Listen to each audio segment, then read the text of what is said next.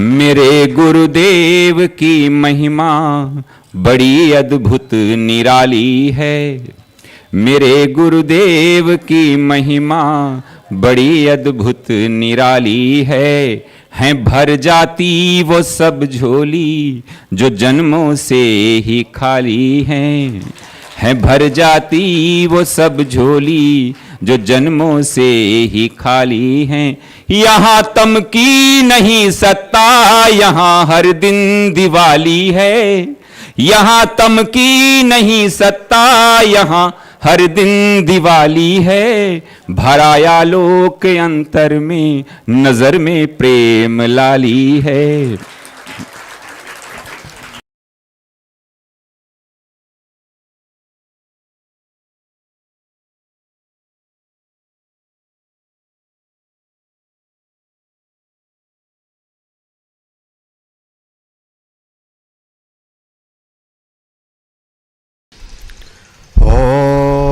सहना भवतु सहनो भुनक्तु सह वीर्यं करवावहै तेजस्विनावधीतमस्तु मा विद्विषावहै। ओम शांति शांति शांति। शंकरं शंकराचार्यं केशवं बादरायणं सूत्रभाष्यकृतौ वन्दे भगवन्तो पुनः पुनः। ईश्वरो गुरुरात्मेति मूर्तिभेदविभागिने व्योमवद्व्याप्तदेहाय दक्षिणामूर्तये नमः।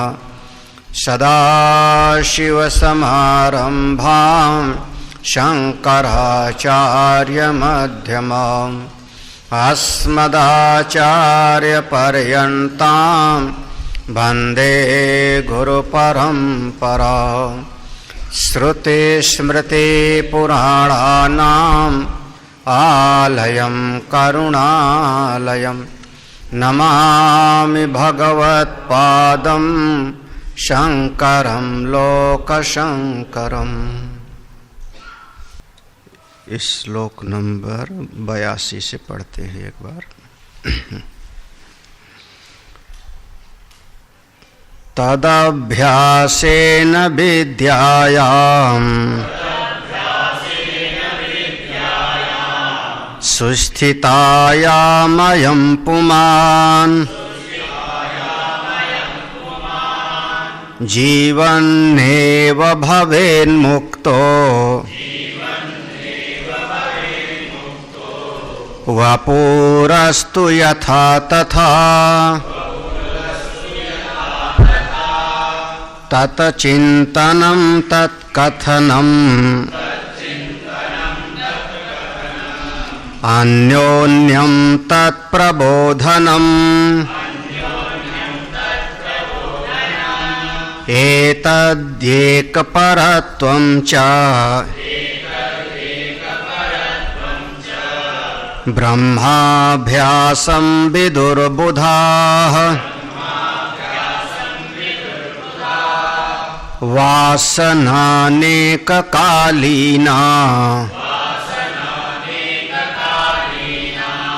दीर्घकालं निरन्तरम् सादरं चभ्यस्यमाने सर्वथैव निवर्तते।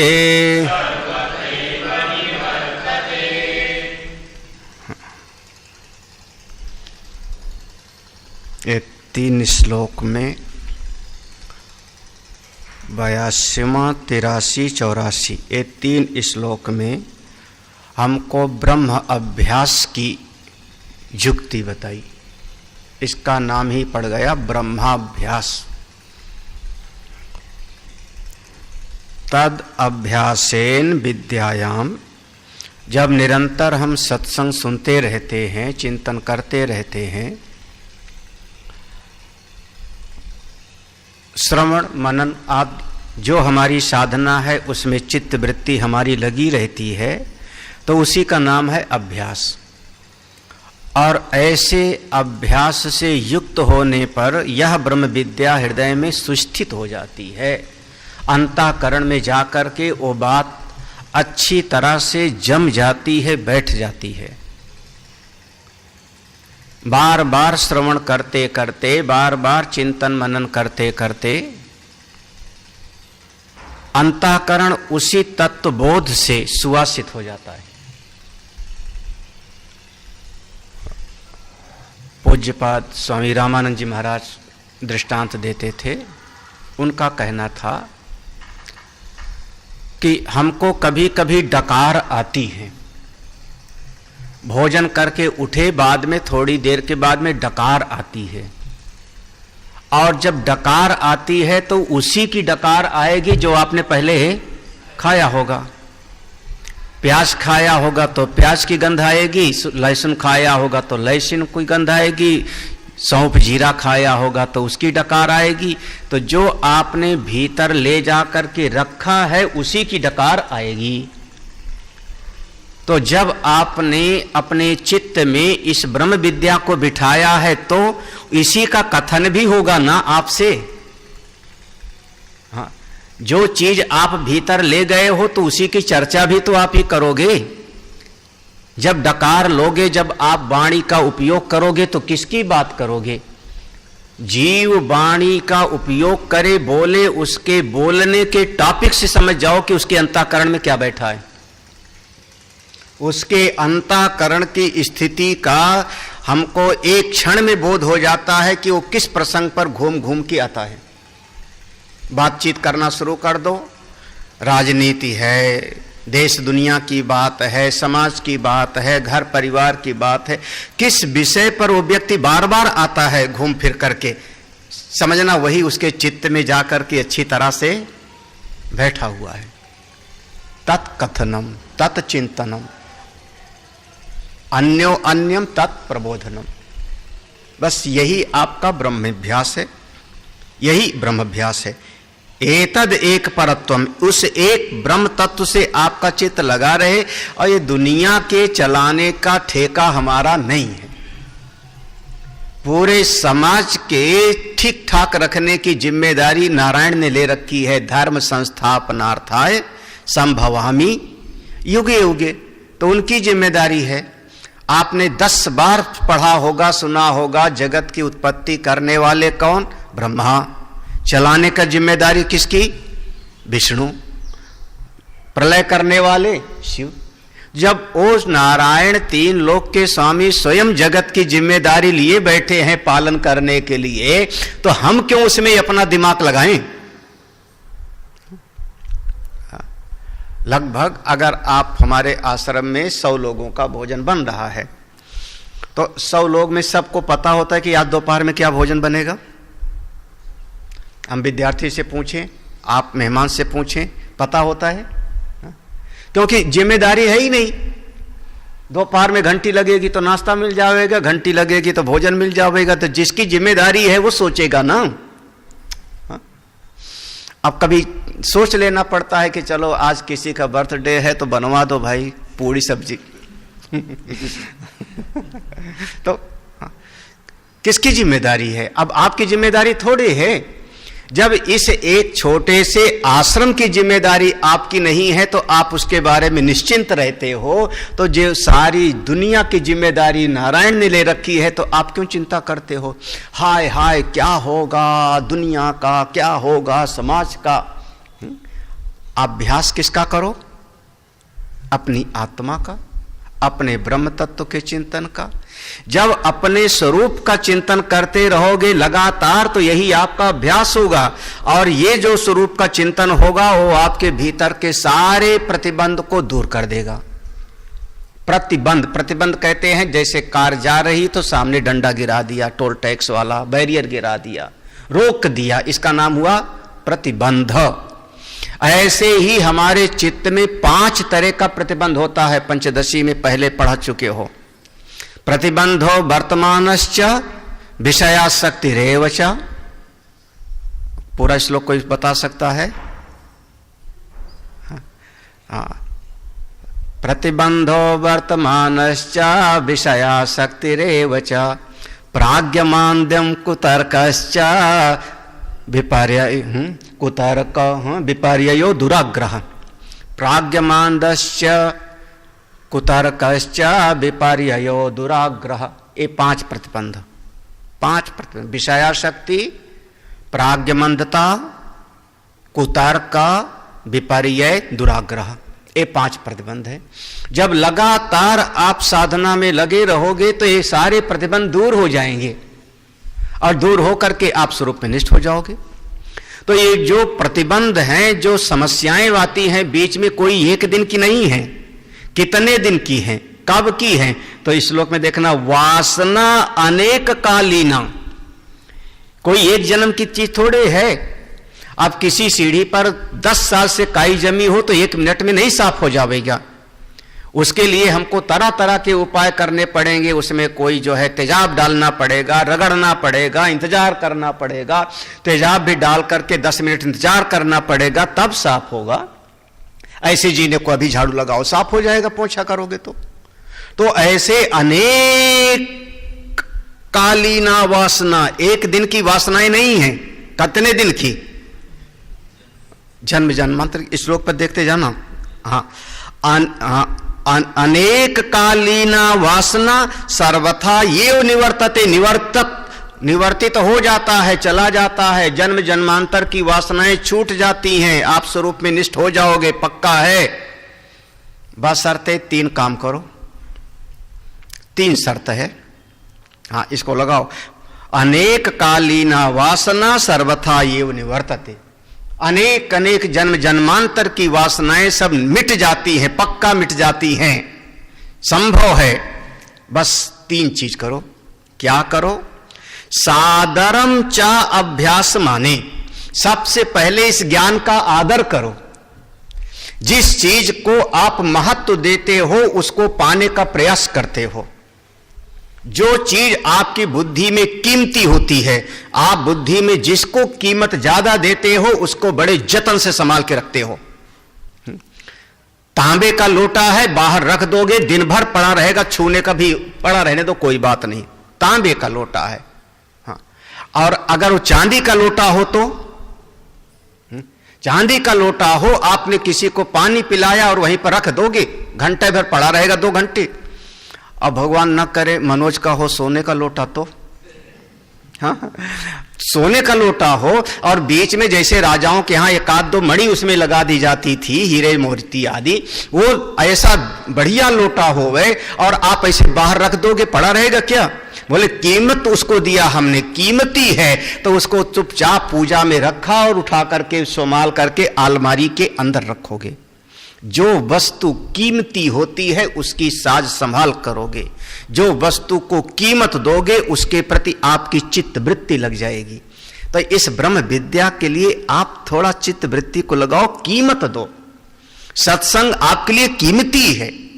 अभी हम मरे मरे मन से सुन लेते हैं, हाँ, मरे मरे मन से, हाँ ठीक है सत्संग सुनना चाहिए, हाँ, इसके लिए तो पूरा जीवन खपा देना पड़ता है। ये मेरे जीवन मरण का सवाल है। सादरम, सादरम माने पूरी तरह से आदर पूर्वक। हाँ, अरे देखो महत्वपूर्ण, महत्व इसको कहते हैं महत्व बुद्धि। एक छोटा बच्चा है, वो छोटे बच्चे की महत्व बुद्धि जिसमें होगी उसी के लिए रोएगा। हाँ, खिलौना दे दो और मां को दे सामने खड़ी हो तो पहले तो खिलौना के लिए रोएगा, लेकिन मां कहे कि मैं 2 घंटे के लिए बाजार जा रही हूं तो बच्चा खिलौना फेंक करके मां के साथ चिपकेगा। क्यों? महत्व बुद्धि किस में है? हाँ, मां घर में है तो खिलौने के प्रति महत्व बुद्धि है, और मां अगर जा रही है तो खिलौना फेंक करके तोड़ करके मां के साथ जाना चाहेगा। हाँ, महत्व बुद्धि किस में हो गई? फिर विद्या में महत्व बुद्धि है तो वही मां उस बच्चे को विद्यालय भेज के आएगी, जाओ पढ़ो। क्यों? ज्ञान प्राप्त करो। महत्व बुद्धि किसमें हो? दिन भर वो माँ जो बच्चे को छोड़ नहीं सकती, जो बच्चा नहीं छोड़ सकता, पूरे दिन वो बच्चा जो है विद्यालय में है। बोर्डिंग स्कूल में गया तो 4 महीने तक दिखाई नहीं पड़ता। महत्व बुद्धि किसमें हो गई? विद्या में। उस विद्या के साथ में महत्व बुद्धि, अब देखो आगे बढ़ना, अब महत्व बुद्धि हो गई नौकरी में, तो उसी अपने घर परिवार को छोड़ के जाके बंगलौर और कहीं और जाकर के रहने लगता है। शायद आप फोन करके पूछ लो कि रोटी खाया कि नहीं, बना लेना, मंगा लेना जोमेटो से, स्विगी से। हाँ, लेकिन महत्व बुद्धि है तो महत्व बुद्धि किस में है? हाँ, तो आपका बच्चा वहां चला गया। आगे और बढ़ूं, आगे की लाइन थोड़ा गड़बड़ है।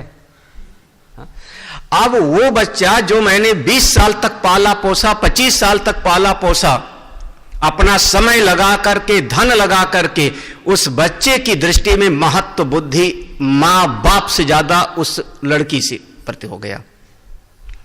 आपको भी छोड़ करके वो चला जाएगा। क्या हुआ? गड़बड़ बोला मैंने? गृहस्थियों को चोट तो नहीं लगी? हाँ? जब चला जाएगा तो कहेंगे हम ऐसा थोड़े समझे थे। हम ऐसा थोड़े समझे। महत्व बुद्धि जिसमें होगी उसके लिए जीव खपा देता है अपने आप को। हाँ, चाहे परिवार हो, चाहे नौकरी हो, चाहे विद्या हो, जिसमें महत्व बुद्धि होगी, जिसमें महत्व बुद्धि होगी। आपकी महत्व बुद्धि इस ब्रह्म विद्या में हो जाए तो इसके लिए जीवन लगा देता है, फिर स्वाध्याय करेगा, फिर पढ़ेगा, फिर याद करेगा, फिर सारा का सारा। क्यों? क्योंकि ये संन्यास लेने का मतलब है कि हम ब्रह्म विद्या के लिए अपने जीवन को होमने के लिए तैयार हैं। इस ब्रह्म ज्ञान के लिए मैं अपने पूरे जीवन को जो है निवेश करने के लिए तैयार हूं। इसका नाम है ब्रह्म विद्या। पूरे जीवन का मेरा एक लक्ष्य है। हाँ, इतना आदर होता तब विद्या टिकती है। विद्या महारानी है। आप कहते हैं ना विद्या रानी, विद्या महारानी है। कहां की? ब्रिटेन की महारानी, उनसे भी बड़ी। 3 लोग की महारानी। ब्रिटेन की महारानी को ऐसे ला के बिठाओ यहीं पर। हाँ, आ जाओ यहीं बैठ जाओ। हाँ, ऐसे आए कि बैठेगी। छोटी सी एक, वो अभी एक आया था कोरिया की। हाँ, कोरिया के राजा की रानी, राजा नहीं, कोरिया का जो प्रेसिडेंट है उसकी बीवी लखनऊ आई। अभी भी लखनऊ आई 2-3 दिन पहले, है ना? नहीं जानकारी है क्या? कोरिया छोटा सा देश है और उसके लिए अलग से जहाज, पूरा प्रोटोकॉल। वो आपके यहां नहीं आएगी। अगर आना भी होगा तो उसका पूरा प्रोटोकॉल होगा। हाँ? तब आप ऐसे ब्रह्म विद्या को चाहते हो कि कूड़ेदान में आके बैठ जाओ? नहीं बैठती। जिस अंतःकरण में राग द्वेष चिपका पड़ा हुआ है, जिस अंतःकरण में मोह चिपका पड़ा है, जो अंतःकरण गंदा है, अपने पराये से जो है भरा पड़ा है कूड़ेदान में, आप चाहते हो ब्रह्म विद्या रूपी सर्वोच्च विद्या आके बैठ जावे? संभव नहीं है। केवल बौद्धिक ज्ञान हो जाता है, सुन लेते हैं, समझ आता है जगत मिथ्या ब्रह्म सत्यम जगत मिथ्या जीवो ब्रह्मैव ना परा, बोल देंगे, पढ़ देंगे, उसका आनंद नहीं ले पाएंगे। जिसको आप कहते हो जीवन मुक्ति का आनंद, कैसे ले पाओगे जीवन मुक्ति का आनंद? हाँ? वो आनंद जो आनंद की चर्चा संत लोग करते हैं, अभी तो हमारा चित्त सुख दुख में, सुख दुई हर्षधी और दुखधी, इसमें डामाडोल है। कैसे मिलेगा? सादरम चाभ्य, पूरी आदर के साथ। इसको एक शब्द में मैं कहूं, जैसे हमारे शास्त्र, हमारे गुरुजी, हमारे भगवान के बारे में अगर कोई एक शब्द बोल दे तो मैं उसको जो है बिल्कुल कुछ भी करने के लिए तैयार हूं। जब तुम अपने मां बाप के बारे में कोई 2 शब्द बोल देवे तो तुम मरने मारने पर तैयार होते हो। तो हमारे शास्त्र, संत और गुरु के बारे में कोई कुछ बोल दे और मैं सह लूं कि अरे 2-4 दिन में शांत हो जाएगा? जवाब देने का हिम्मत नहीं है। ये हिंदू कायर हो गए हमारे। क्यों? आदर नहीं है, इस ज्ञान का आदर नहीं, इस ज्ञान के देने वाले के प्रति उतना आदर बुद्धि नहीं है। जब आदर बुद्धि नहीं है तो ये विद्या टिकती नहीं। ये विद्या टिकती नहीं। फिर वहां विद्याभास होता है, ज्ञानाभास होता है। थोड़ा शब्द पर ध्यान देना, ज्ञानाभास होता है। हाँ, विद्याभास होता है। नहीं, कथा तो काल नेमी भी सुना रहा था। वो कथा नहीं, कथाभास है, कथाभास है, कथा नहीं जो कालने में सुना रहा है। भले श्रोता के रूप में हनुमान जी बैठे हों तो क्या, हाँ, तो ज्ञानाभास होता है, ज्ञान नहीं होता। सादरम, इस श्लोक पर बहुत मनन करने की जरूरत है। आप लोग कोशिश करना। पहली शर्त है ये अभ्यास का, जब इस ब्रह्म विद्या मेरे लिए सर्वोच्च है, मैं सारी दुनिया को छोड़ सकता हूं एक क्षण में, लेकिन इस ब्रह्म विद्या के मार्ग को नहीं छोड़ सकता। सादरम, इतना आदर बुद्धि हो तो, हाँ, चा अभ्यस माने। फिर दूसरी बात कहा निरंतरम, अब लगे रहो उसी में, आदर बुद्धि के साथ निरंतर लगे रहो। निरंतर माने सवेरे भी चिंतन किया, दोपहर में भी चिंतन किया, शाम को एक घंटा सत्संग की बात नहीं है। हमने सवेरे 1 घंटा पढ़ा, फिर उसके बाद कमरे में जाके पढ़ूंगा, फिर उसके बाद कोई प्रवचन कान में लगा करके सुन लूंगा, मोबाइल पर जो है कोई, उसके बाद कुछ और कर लूंगा, कुछ नोट्स बना लूंगा, पुराने नोट्स देख लूंगा। निरंतरम, पूरा दिन रात, आहर निशम। आहर निशम माने दिन और रात, पूरा का पूरा मेरे पूरे जीवन का समर्पण इस ब्रह्म विद्या के लिए है। सब गौड़ है, निरंतर, दिन रात आप कह लो। इतनी लगन हो तभी मिलती है, तभी टिकती है। हाँ भैया, खाला जी का घर नहीं है ब्रह्म ज्ञान। ऐसे आसान होता तो सब न पहुंच जाते। क्या कहते हैं, सब कुकुर गया नहीं खल लेगे ना। तो इतना लगन हो आप में ना, इतना हिम्मत हो संसार को त्यागने की और इस ब्रह्म ज्ञान में डूबने की। मेरा जीवन का उद्देश्य यही है, निरंतर मेरा लगा हुआ है। अच्छा, निरंतर लगे तो हैं, 4 महीने से पूरा लगे हुए हैं। दूसरे ने कहा अरे तुम्हारा तो 4 ही महीना हुआ, मेरा तो 4 साल हो गया, मैं 4 साल से लगा हूं। तीसरे ने कहा तुम्हारा 4 ही साल हुआ, मेरा 40 साल हो गया लगे हुए। हाँ? तो बोले उकताते नहीं हम। तीसरा शब्द है दीर्घ कालम। ये 3 शर्त है। हाँ, आप उसको जो है अन्वय कर लेना। सादरम चाभ्यस माने निरंतरम दीर्घ कालम। हाँ, माली सींचे बाग को, ऋतु आए फल होए। याद है ना, दिन सारा महीना महीना सींचता है, लेकिन फल फूल अपने समय पर आता है, अपने समय पर आता है। हम उकताते नहीं, उकताते नहीं। हाँ, सर्दी में भी पानी देते हैं आम को, फल लगेगा बाद में जाकर के। दीर्घ कालम। कितना धैर्य हो। योग दर्शन में कहा, योग दर्शन में कहा, कुशा की नोक लेके समुद्र को सुखाने जितना प्रयत्न, जितना करने में धैर्य हो, इतना धैर्य होना चाहिए। कश्चित धीरः प्रत्यगात्मानमैक्षत। कोई धीर पुरुष, धैर्यवान पुरुष। हम लगे रहेंगे, छोड़ेंगे नहीं इस मार्ग को, इस मार्ग को नहीं छोड़ेंगे, क्योंकि इससे श्रेष्ठ मार्ग वेद भगवान ने कहा है, संतों ने कहा है, और कोई हो ही नहीं सकता। ये मेरे मन का दृढ़ विश्वास है। तो कुछ भी हो जाए, हाँ, आज नहीं समझ में आएगा, कल समझ में आएगा, कल नहीं समझ में आएगा, परसों समझ में आएगा, 1 साल में नहीं 2 साल में। अगर इस मार्ग को छोड़ दिया तो उससे ज्यादा जो है दीनहीन और कोई नहीं है। इस मार्ग को छोड़ देगा, ब्रह्म विद्या के मार्ग को छोड़ देगा, तो करेगा क्या? जाके रुपया कमाने के मार्ग में लग जाएगा। यही ना, रुपया कमाने के मार्ग में जाएगा। अगर धन आदि कमाने के मार्ग में जाएगा तो वो भी तो अनित्य है। ज्यादा समाज सेवा के मार्ग में चला जाएगा, यज्ञ आगाद के मार्ग में चला जाएगा, कर्म के इष्ट पूर्त के मार्ग पे चला जाएगा, तो उसका फल स्वर्ग ही तो है। और स्वर्ग भी क्या है? हा? शुरुआत में, वेदांत के शुरुआत में पढ़ाया गया, वैराग्य माने क्या? यह मूत्रार्थ फल भोग इच्छा रह। तो मिलेगा भी तो आपको अनित्य वस्तु मिलेगी।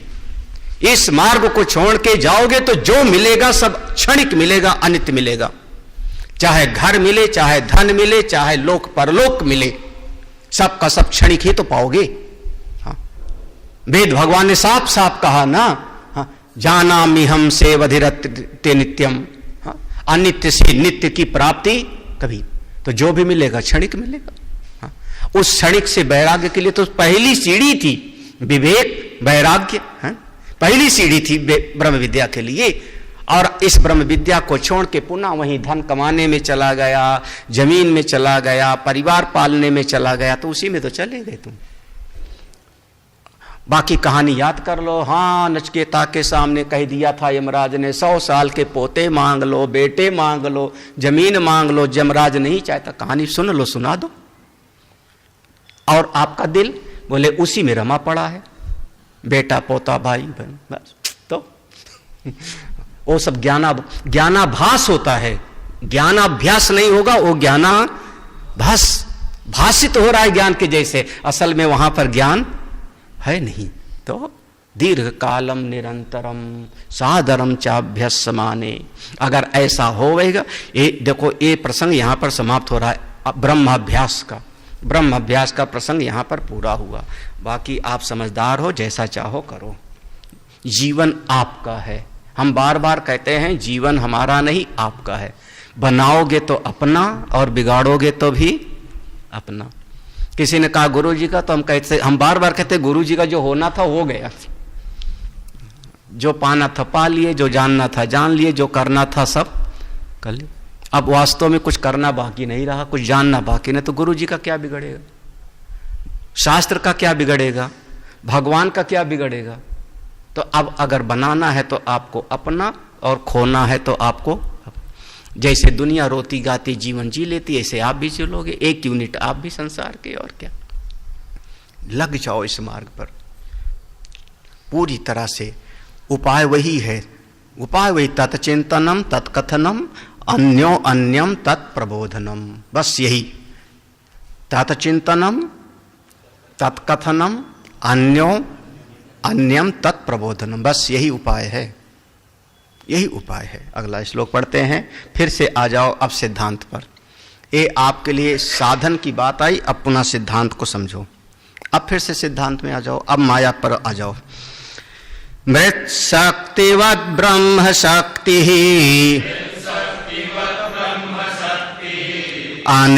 अनेकानृतान् सृजेत् यद्वा जीवगता निद्रा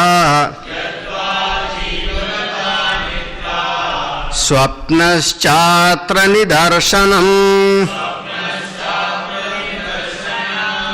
निद्रा शक्तिर्यथा जीवे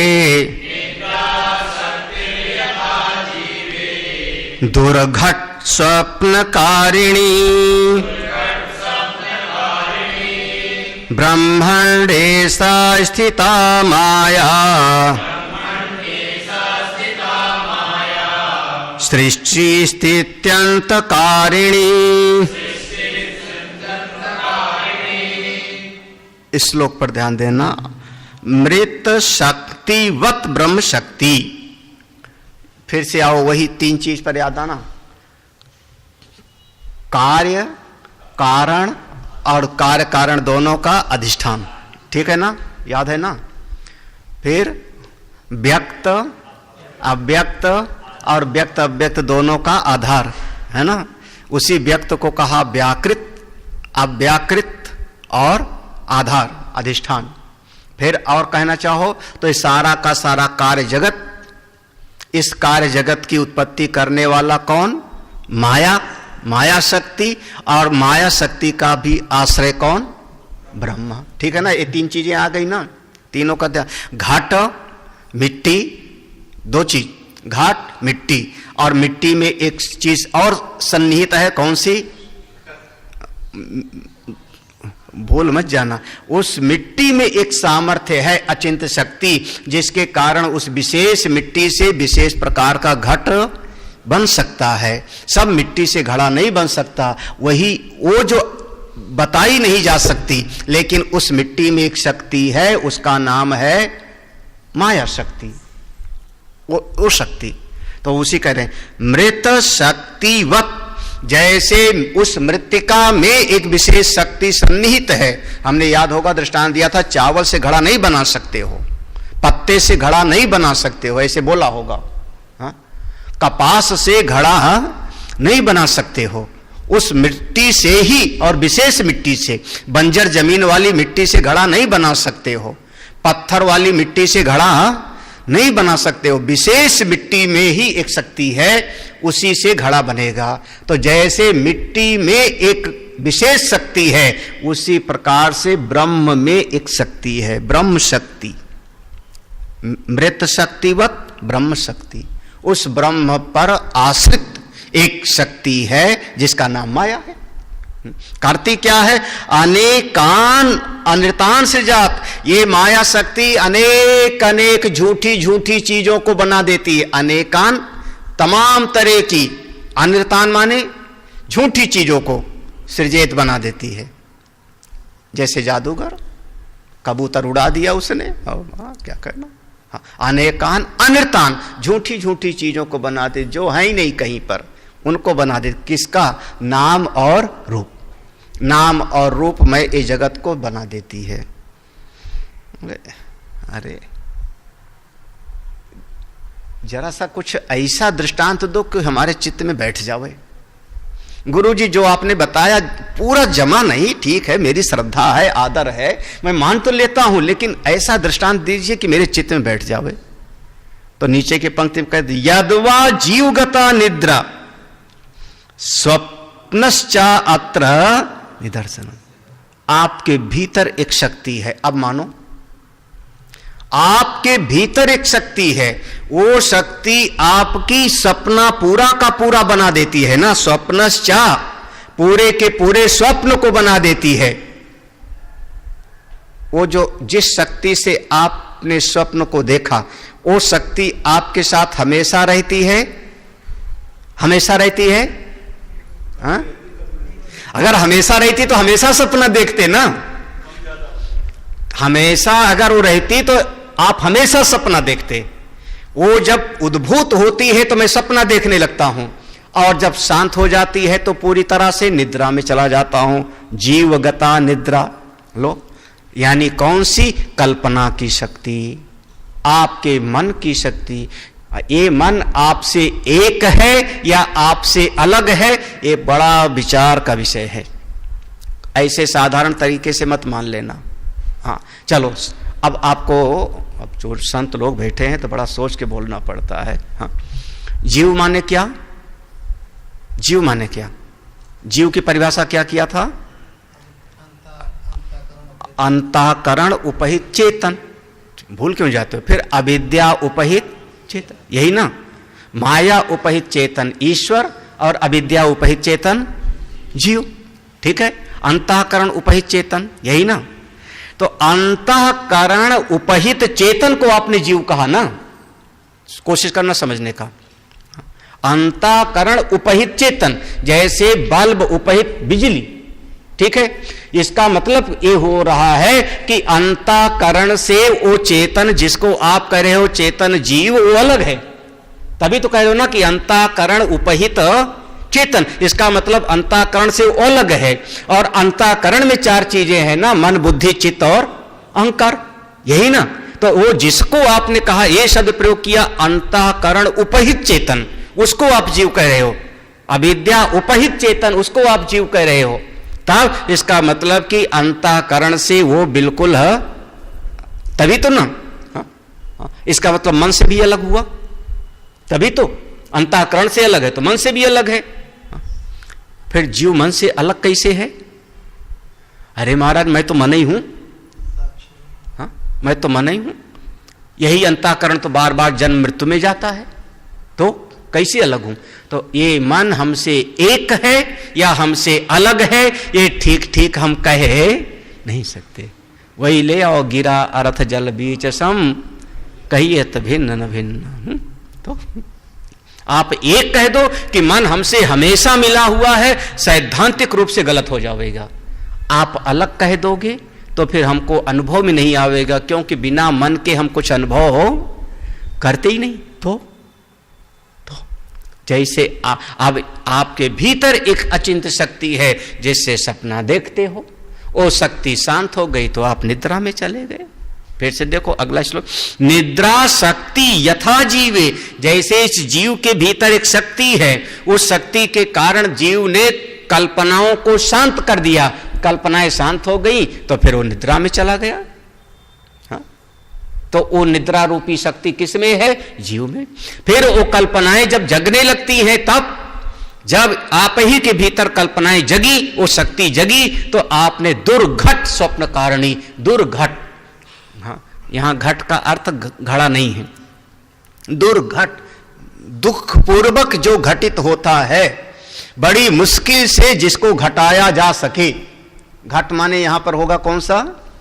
घट, घट उसको कहते हैं, इसके घट माने ये चीज इस विषय में घट गई, ये बात इस विषय में पूरी तरह से घट गई। घट गई माने यहां पर सिद्ध हो गई, स्थित हो गई, पक्की हो गई।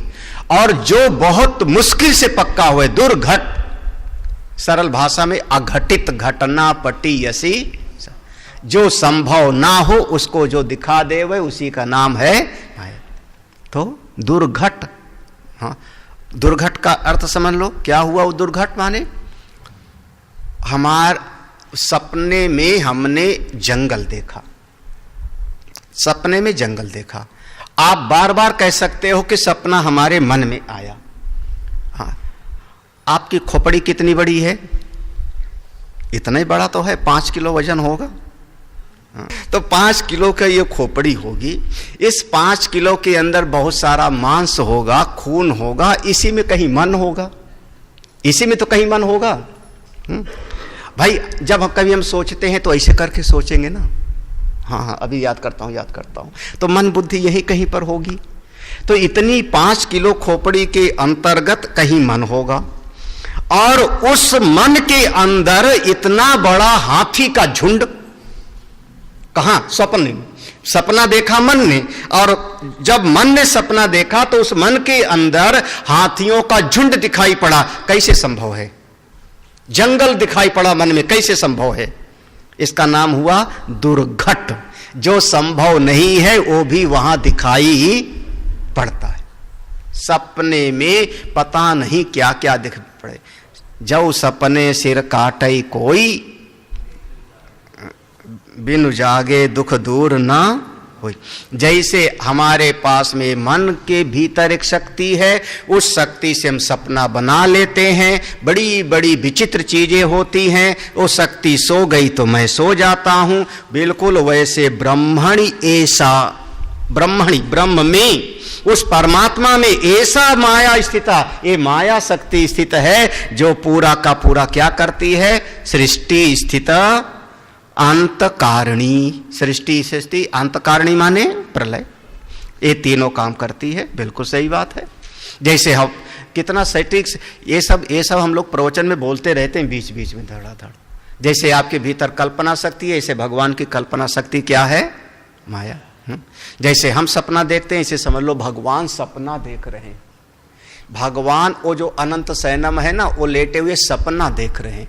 क्या सपना देख रहे हैं? कि कन्हैया सिंह बैठे प्रवचन सुन रहे हैं। आधा समझ में आ रहा है, आधा समझ में भाई ना। कौन देख रहे हैं सपना? भगवान। अब भगवान का सपना टूट जाएगा तो आप सब खत्म कहानी। अच्छा, कोई ऐसा है जो सपने में अपने मरने का सपना देखा है कभी? चंदोला, मैं मर गया हूं, ये सपना किसी ने देखा है? कोई आके मेरी गर्दन काट दिया है, मैं मर गया हूं, हमको लोग रो रहे हैं, अर्थी पे चढ़ा के लेके जा रहे हैं, मैं सपना देख रहा हूं, मैं मर गया हूं। ऐसा नहीं देखा किसी ने? जो ये सपना देखा होगा उसको ब्रह्म विद्या समझने में बहुत आसानी हो जाएगी।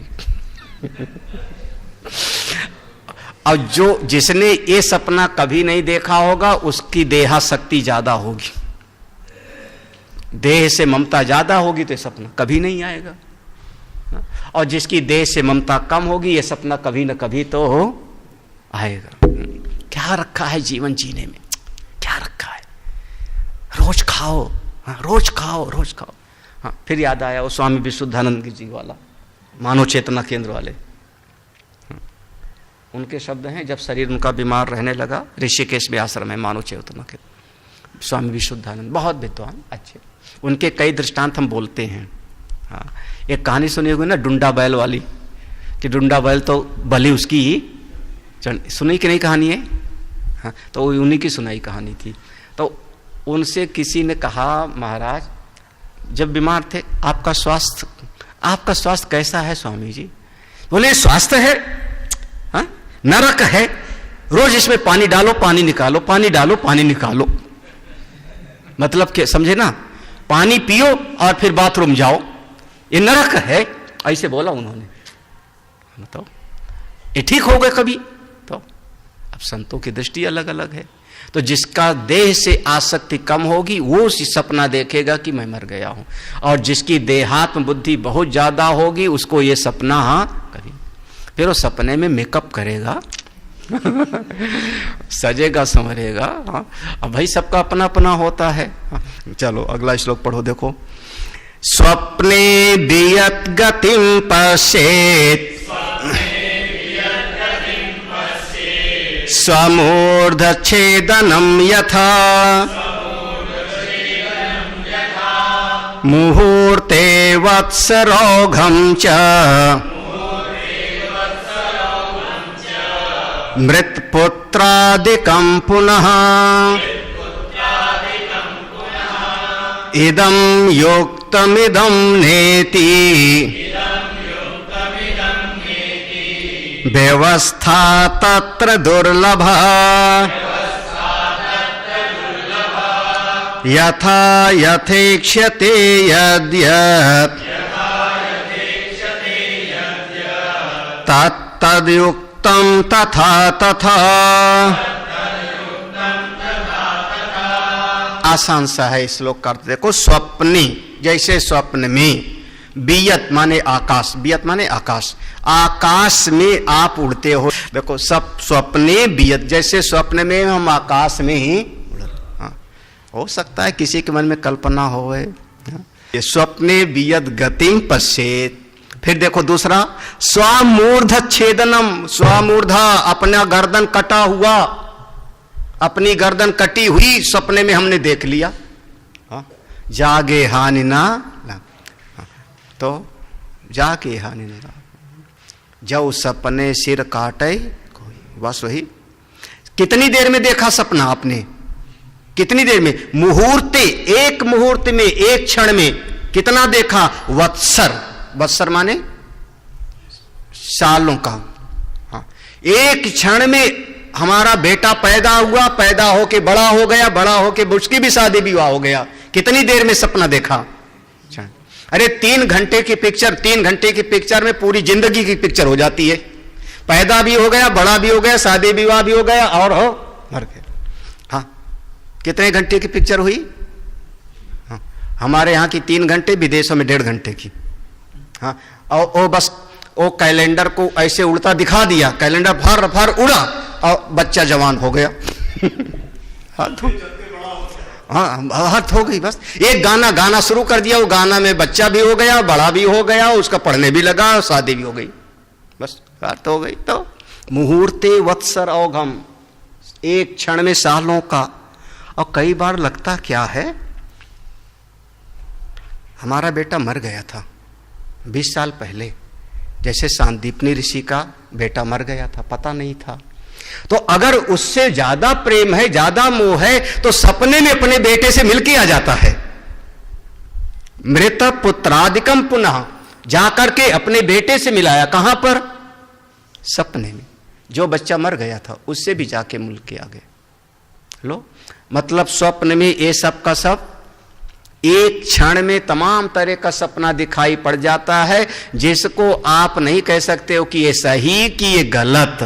इदम युक्तम, ये सही है, इदम ना इति, ये सही नहीं है, व्यवस्था तत्र दुर्लभा, ये सही सही बात कही ही नहीं। हम सपने में देखे उड़ सकते नहीं, हमारा अपनी गर्दन कटी हुई देखी जो लगता ही नहीं क्यों ऐसा देख लिया।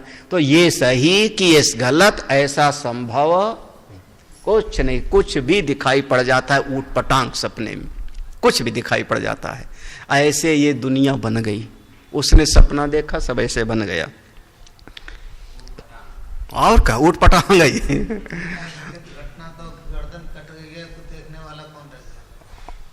अब वो सपने में, अगर कोई सपने में गर्दन कटती देखा हो तो वो जाने, वो इसी से पूछेंगे। यथा यथा ईक्षते, यथा यथा जो जो वहां पर ईक्षते दिखाई पड़ता है, याद याद तात तात युक्तम तथा तथा, जिस समय जो दिखाई पड़ता है लगता है यही सही है। यथा यथा जैसे जैसे, यत यत जो जो दिखाई पड़ता है, तत् तत् वह सब उस समय पर ज्यों का त्यों लगता है, सही लगता है। सपने में सपने होई भिखार नृप रंक नाकपति, हाँ? सपने में यहाँ का राजा सपने में भिखारी हो गया। अष्टावक्र गीता हम लोग यहीं से शुरू करते हैं ना, याद है? हाँ? कि सपने में उन्होंने देखा कि मैं भिखारी हो गया हूँ, महाराजा जनक ने। उसके बाद ये सारा प्रश्न पैदा होता है, तो सब का सब कुछ भी हो सकता है। हाँ भैया, अब मान के लो कि हम हैं, ये शरीर है, हम हैं, परमात्मा है, दोनों के बीच में एक बहुत विशिष्ट शक्ति है, उसका नाम है घट है, मिट्टी है, बीच में एक शक्ति है जिसके बारे में ठीक ठीक कहा नहीं, उसी का नाम माया। अगला श्लोक देखो। ईदृशो महिमा दृष्टो निद्रा शक्तिर्यदा तदा माया शक्तिरचिन्तोऽयम्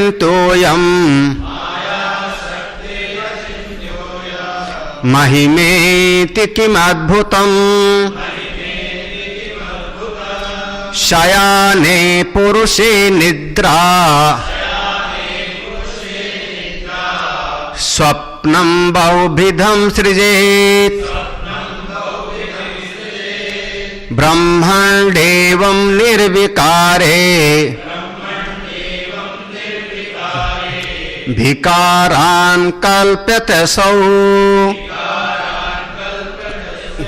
ईदृशो महिमा, ईदृशो महिमा माने इस माया की ऐसी ही महिमा है। ईदृशा, ऐसे माया की महिमा है। कैसे? जैसे हम सपना देखते हैं तो हमारे मन की महिमा है, हमारी कल्पना शक्ति की महिमा है। निद्रा शक्तिर, जैसे आप लेट गए तो स्वप्न देखने लगे, फिर आपकी कल्पना शक्ति शांत हो गई तो आप निद्रा में चले गए। यही तो, इतनी ही सो बात है। केवल आंख नाक कान ये सब काम करने लगे, कल्पना करने लगे तो आपने कह दिया जागृत अवस्था है। जागृत अवस्था की परिभाषा कोई सुना सकता है? जागृत अवस्था, जब आप ये चक्षु आदि पांचों इंद्रियों के द्वारा बाहर के पांचों विषयों का अनुभव कर लेते हो, उस अवस्था का नाम हुआ जागृत अवस्था। ठीक है? जब आप पांचों इंद्रियां आपकी काम नहीं करती और आपका जो संस्कारित चित्त है, वासना से वासित चित्त है, वो अपनी कल्पना बना के एक नया जगत देखने लगता है, तो उसी का नाम हो गया स्वप्न अवस्था। और जब कोई कल्पना नहीं होती तो उसी का नाम हो गया निद्रा अवस्था। बस यही तो है, इतनी सी बात है। तो अब पांचों इंद्रियां काम कर रही है और आपकी कल्पना शक्ति चल रही है, तो इसी का नाम जागृत अवस्था। मैं सत्संग सुनने जा रहा हूं, आज किताब नहीं है, क्या भूल गए किताब, कैसे पढ़ूंगा? चश्मा भूल गए कमरे में, कैसे पढ़ूंगा? इंद्रियां काम कर रही और कल्पना शक्ति भी काम कर रही, जागृत अवस्था। इंद्रियां काम नहीं कर रही हैं और कल्पना शक्ति है, कल्पना की इंद्रियां बन गई वहां पे, तो स्वप्न अवस्था। किसकी महिमा है? आपके भीतर एक कल्पना शक्ति की महिमा है जी, एक विशेष शक्ति। ईदृशो महिमा, बहुत ऐसी इसकी महिमा है। जैसे आपके भीतर ऐसी महिमा है स्वप्न और निद्रा की, ऐसे ये सारे समष्टि में एक ऐसी शक्ति है, उसी का नाम है माया शक्ति। अचिंत्यो अयम, ये माया शक्ति कैसी है? एक दिन शायद 5-6 हमने शब्द गिनाए थे, अनादि, अनिर्वचनी, त्रिगुणात्मिका, कार्यगम्या, भाव रूपा, ज्ञान निवर्त। याद है? अचिंत्यो अयम महिमा इति, इसकी महिमा है। किम अद्भुतम, क्या कहा जाए जी, क्या कहा जाए? अरे देखो, आप रोज करते हो। सयाने पुरुषे निद्रा स्वप्नम बहुविधम सृजेत। सयाने, जब आप सो जाते हो, पुरुषे सयाने, जब आदमी सो जाता है, लेट जाता है, तब स्वप्नम बहुविधम, बहुत सारा तरह का सपना बना लेता है। निद्रा में चला जाता है। ऐसे ब्रह्मण एव, फिर भी आप यहां पर अब देखना, स्वप्न में तमाम तरह का बनाने के बाद भी आपका जागृत अवस्था निर्लिप्त रहता है। सपने में आग लग गई लेकिन जगह तो कहीं आग नहीं है। सपने में बरसात हो गई लेकिन जगह तो कोई गीलापन आपका नहीं हुआ। आपका यहां वाला बिल्कुल निष्प्रभावी रहा। वो कभी कभी सपना कोई ऐसा देखा, डर गए तो यहां वाले हृदय की धड़कन बढ़ जाती है। ऐसा एक दृष्टांत में समझो, सारा दृष्टांत पूरा सही नहीं होता, लेकिन स्वप्न में तमाम तरह की चीजें दिखाई पड़ी और ये हमारा बिल्कुल निष्प्रभावित रहा।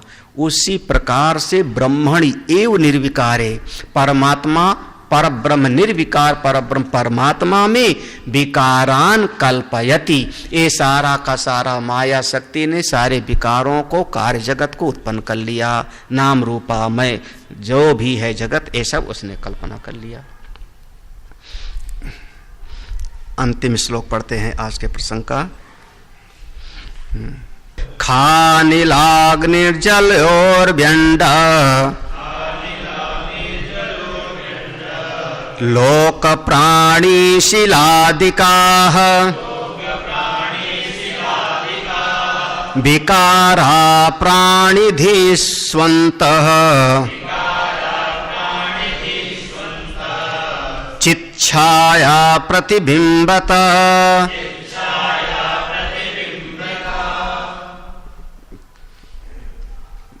इसमें थोड़ा सा ध्यान देना, एक एक शब्द को अलग कर लो, पूरे शब्द को अलग कर लो। खा, पहला शब्द है ना खा, खा धन अनिल, अनिल धन अग्नि, अग्नि धन जल, जल धन उर्वी, उर्वी, उर्वी धन अंडा। इतने मिले हुए हैं शब्द, इतने शब्द मिलकर के बना हुआ है खा नीलाग्नि जलायो जलोर व्यंड। खा माने, खम माने आकाश, अनिल माने वायु, अग्नि, अग्नि हो गया। पांचों महाभूत देख लो, जल, उर्वी माने पृथ्वी, और अंड माने ये सारा का सारा ब्रह्मांड, सबका सब ले लो। और इस ब्रह्मांड में लोक, सारे लोक, 14 लोक, मर्त्य लोक, पाताल लोक, 14 लोक। और इस लोक में रहने वाले कौन हो गए? प्राणी। और प्राणी के भीतर जब भूख आदि लगी तो घर बनाने की बात हुई, छाया में रहने की बात हो गई, तो उनके लिए कुछ पर्वत आदि बन गए, गुफाएं बन गई, कंदराएं बन गई, शिला आदि के, फिर उनके खाने के लिए वनस्पतियां आदि बन गई। और इस प्रकार से विकारा प्राणिधीषु, तमाम तरह के विकार, पूरा जगत ये उत्पन्न हो गया। कहाँ पर? अंतश्चिच्छाया प्रतिबिंबिता। और सभी प्राणियों के अंतःकरण में जो छाया है, चिदाभास है, वही जीव कहा जाता है। सारा जगत उत्पन्न होकर के सबके भीतर वो आकर के बैठ जाता है। ओम पूर्णमदः पूर्णमिदं पूर्णात् पूर्णमुदच्यते पूर्णस्य पूर्णमादाय पूर्णमेवावशिष्यते। ओम शांति शांति शांति। हरि ओम। श्री गुरुभ्यो नमः। हरि ओम।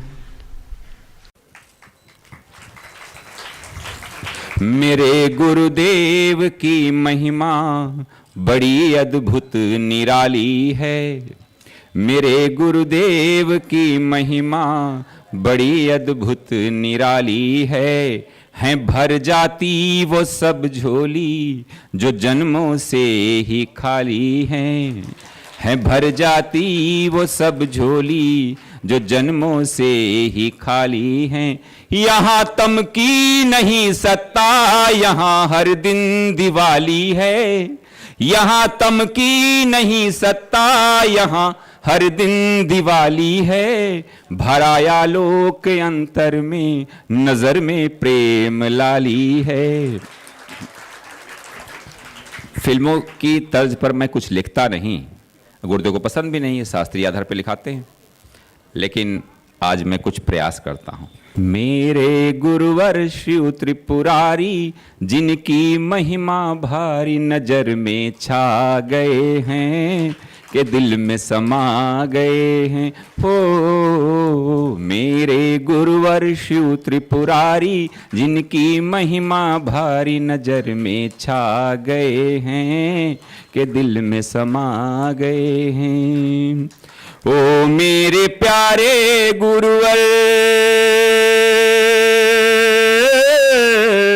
जीवन बना था संग्राम रे। ओ मेरे प्यारे गुरुवर, जीवन बना था संग्राम रे। खिलती हुई सुबह भी लगती थी जैसे कोई शाम रे। भूल गए दुख दर्द बीमारी, मिट गई चिंता सारी, शरण तेरे आ गए हैं, प्रेम रस पा गए हैं। हो मेरे गुरुवर शिव त्रिपुरारी, जिनकी महिमा भारी नजर में छा गए हैं, के दिल में समा गए हैं। आया जो दर पे तेरे, पाया परम की सौगात रे। आया जो दर पे तेरे, पाया परम की सौगात रे। हो गया उजाला मन में, बीती वो काली काली रात रे। जहां भी जाएं तुमको पाएं, नित्यानंद मनाए, शरण तेरे आ गए हैं, प्रेम रस पा गए हैं। गुरुवर की करुणा कृपा, मिट गए सब दुख द्वंद।